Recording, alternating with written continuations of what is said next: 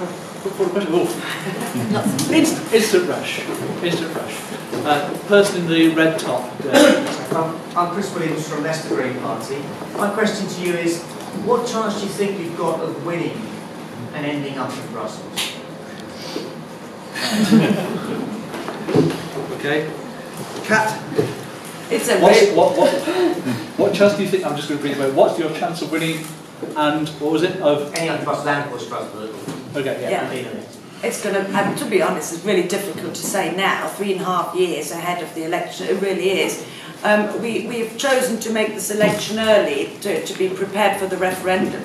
So really, if I was to be elected, I would be focusing first on the referendum campaign. Because if we're not staying in, we won't have an election afterwards.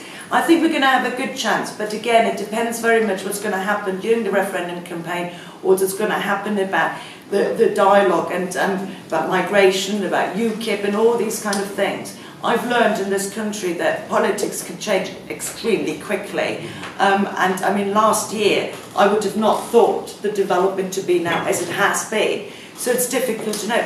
But nevertheless, I think we have a future, and I see that the Green Party is getting increasingly popular. And I believe in 3.5 years, based on that, I think we will have a fair chance of winning. It'll be difficult, but it'll be a fair chance. Thank you. Martin? I agree with what Kat has said. I fully agree with the selection procedure as it is now, because by selecting a candidate early, you've got a phase to defend the green case of staying in Europe, and then hopefully after we vote to stay in, we can move on and focus on the European election. And because the European election is the only proportional election in this country, it's the election where the Green Party generally has the best chance. We've got 3 MEPs at the moment, and that was from before the Green Search. So now the Green Search has been, we should do a lot better. It depends also a lot on how we show ourselves in the referendum, and that's why it's good to have this so early. But if we show ourselves well in the referendum, then I think we've got every chance come 2019. Thank you. Antonia? Hi Chris.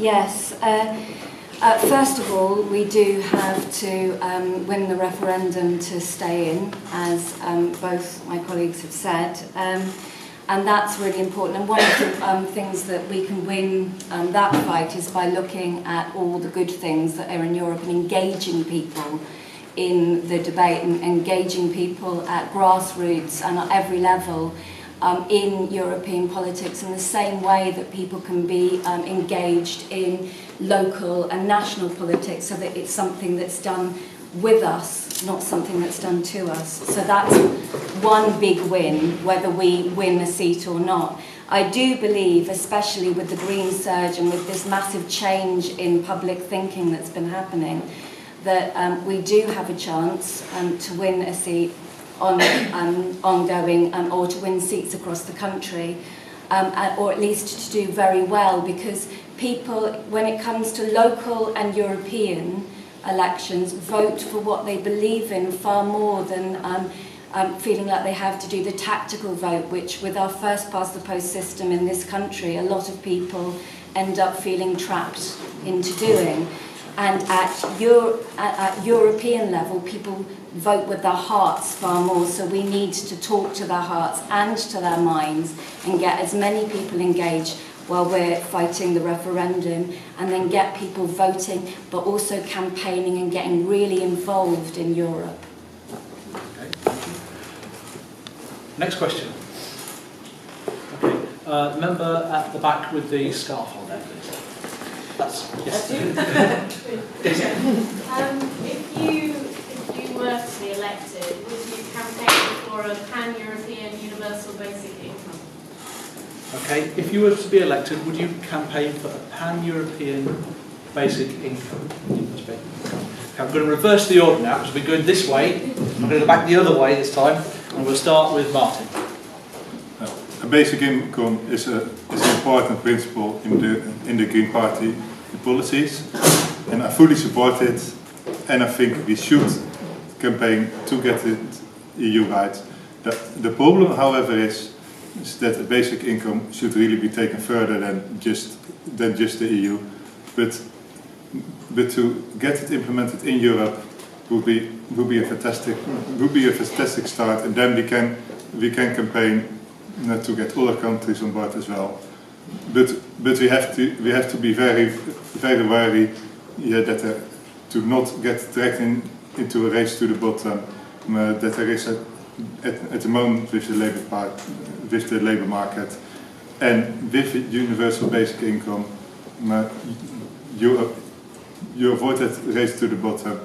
But as just the UK, we can't do it, because if we introduce a basic income, then all the big corporations will leave the UK, get cheaper labour elsewhere, and that is why, as you quite rightfully say, it has to be done at the international stage, and the EU is a great starting point for that. Thank you. I'm sorry, I didn't get your name. Oh, sorry, I didn't say it. I'm Danny, also from Leicester, Green Party. Thank you very much, Danny. Kat. I'm a great fan of the basic income. It's something that the Green Party is really the only party who's committed behind it. And I think that if people understood it better, it would be a good campaigning tool, I really do. Because what it would change society fundamentally. It would address inequality, of course, and also the stigma on people for benefits, for example. But furthermore, it actually would stop corporation having so much power. At the moment, we need to work on minimum wage, not very good hours, for example.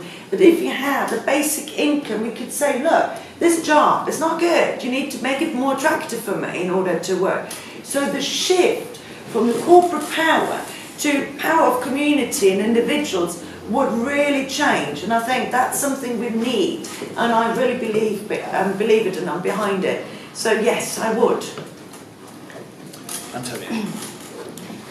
Yes, in principle, we'd need to get the numbers right so that people weren't actually worse off for having this, particularly if we were going across Europe. I do think that with the Green Group's stance against austerity and stance for gender equality, which things like, and also against discrimination with people with disabilities. Things like this, along with workers' rights, are very affected by everyone having a base level of income and a base level of dignity and survival, which unfortunately right across Europe, people are being denied their dignity and their basic survival. So yes, I do think it's important to work done it across Europe and do it with different countries. For example, like Robin Hood tax works better because you don't get the jumping ship or the race to the bottom. You don't end up fueling that race to the bottom of corporations.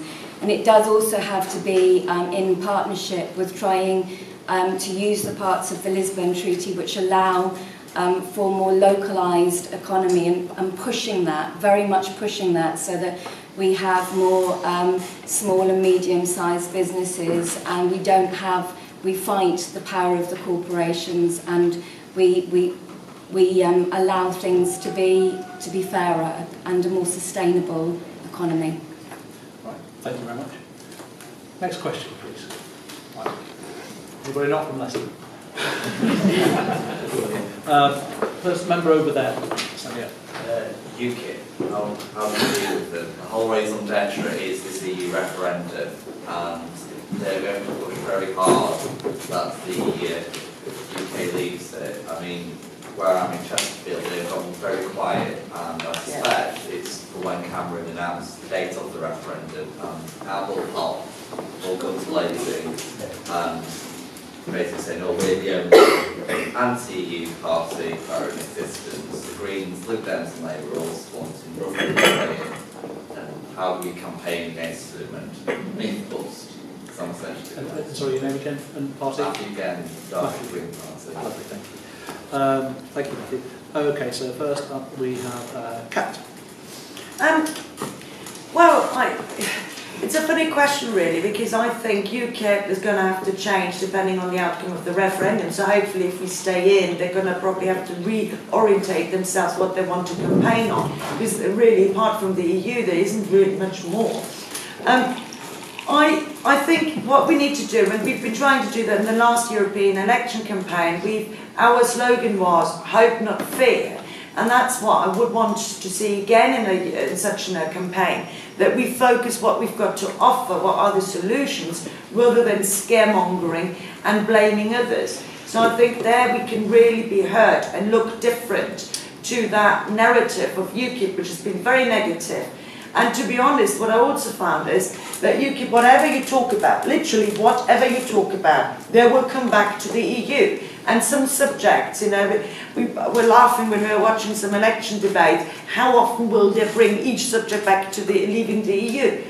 So it's really, I think they make themselves show up already. I don't know how the public will respond after the referendum, but I think we need to focus on positive solutions and therefore looking different. Thank you. Antonia. Hi, Matt. Yes, UKIP. They work on people's hate and they work on people's fear, and largely they work on people's fear to fuel that hate. And we need to be a party of hope and facts, not fear and fiction. And we need to address people's fears that UKIP are giving this one kind of answer that everything will be sorted if we leave Europe. And so we need to actually talk about the real facts and the real ways forward. We also need to highlight, I think, some of the ways in which a progressive Europe can change and some of the ways in which UKIP works against that in Europe. They're very anti-progressive. For example, most of them voted against campaigns well, all of them voted or abstained in a vote against women having equal pay or and women having more members on the board, there being more women on the boards of companies. That's just one example. They are also anti-climate change in the sense of anti-believing that it's happening, not anti-it happening. So they're very regressive, and we need to show up their regressive politics and show up our progressive politics and the ways in which we're different and the real facts, and also trying to lay people's fears and get people involved, because the more we are sort of separate and the idea that Europe is something that happens to us, not something that happens with us, the more UKIP has traction to be able to peddle its fear-mongering. Thank you. Martin. One of the main reasons why UKIP is so popular is that other parties, especially in the run-up to the last general election, are trying to out-UKIP. Miliband did that a lot, David Cameron did that a lot, playing into the fears that UKIP created, not countering their arguments, which often don't make sense, but instead just playing into it and playing into the fears.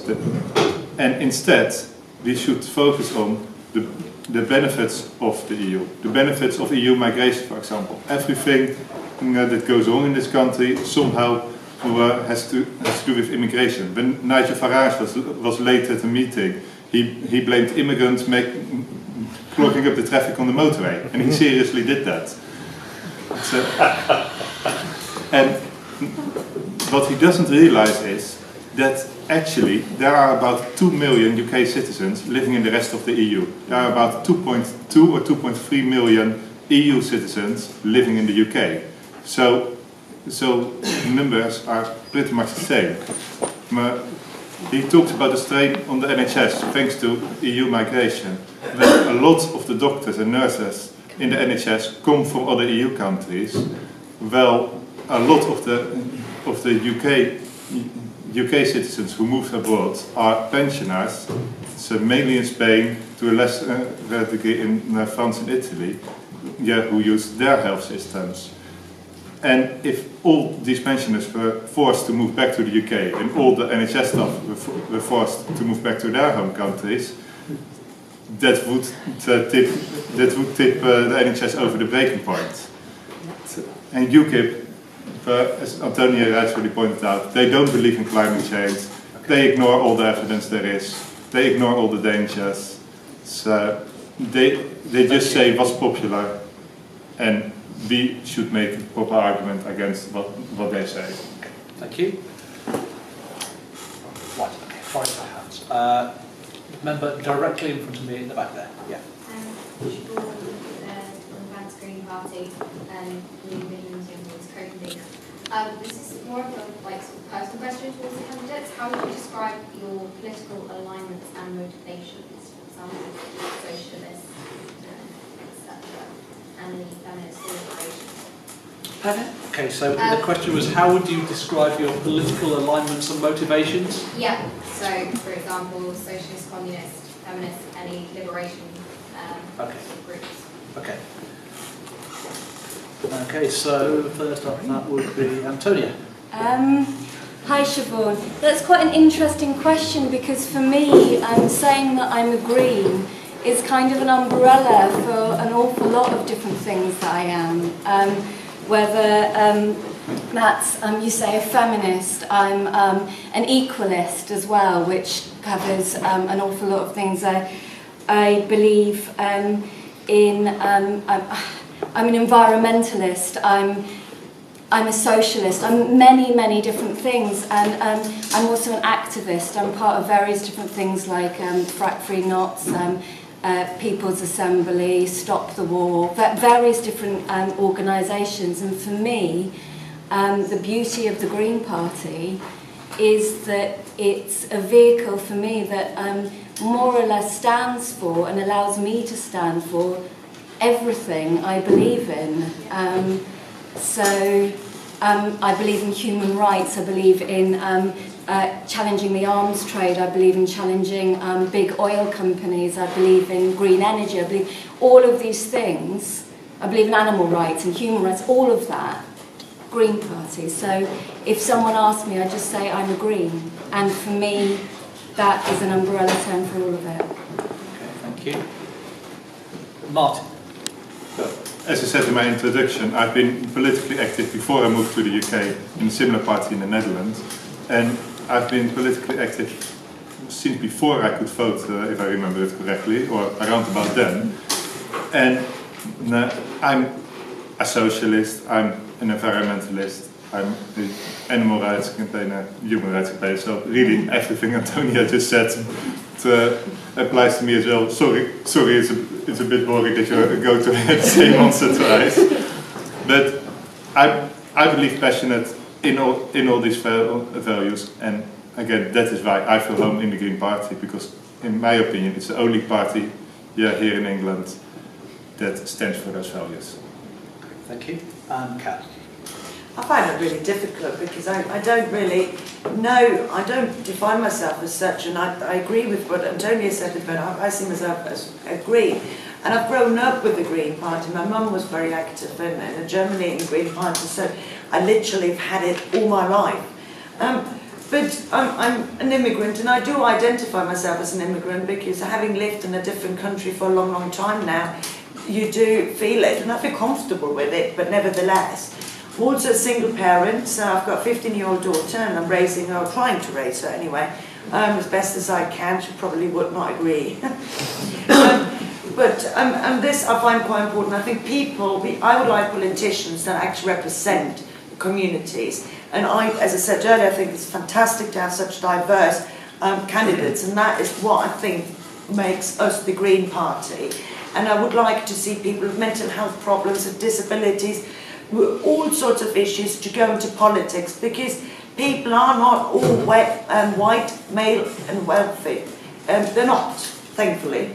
So I think we are more colourful than that.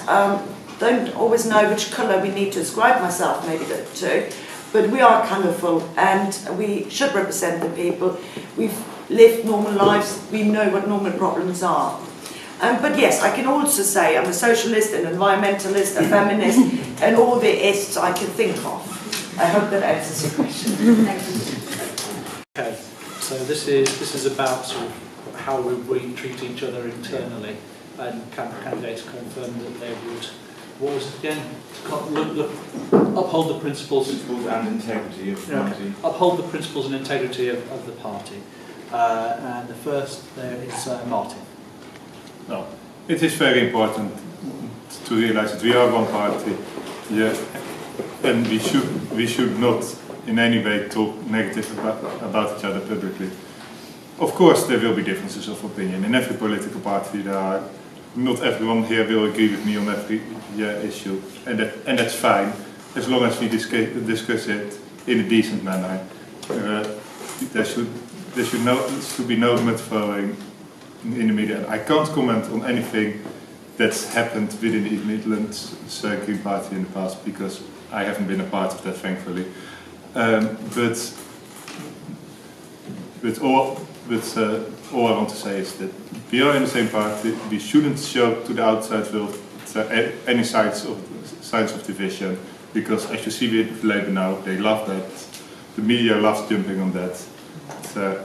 And if we disagree with each other, really, we are all adults. We should work it out in an adult manner. Okay, thank you. And Kat. But we have a very good code of conduct, we've got very good policies, and I think we need to absolutely obey to that. And when we criticise one another, it needs to be done in a very careful fashion, because we're all volunteers and work work in our own time, and we need to be mindful and respectful. And yes, and I really stand by that. Yeah, I would like to say more, but I can't. Okay, thank you. Antonia. Hi, Pete. I think the principles, ethos and integrity of the party are vital. I think that they're what we stand for. One of the main reasons why I became part of the party was because of its ethos, and also because of its internal democracy, that all our policies are made and voted for by our members, for example, is important example of that, in that we can disagree, but there should be group solidarity, and I think that should and has to be our greatest strength. I have been part of the regional party as social media coordinator, our first social media coordinator.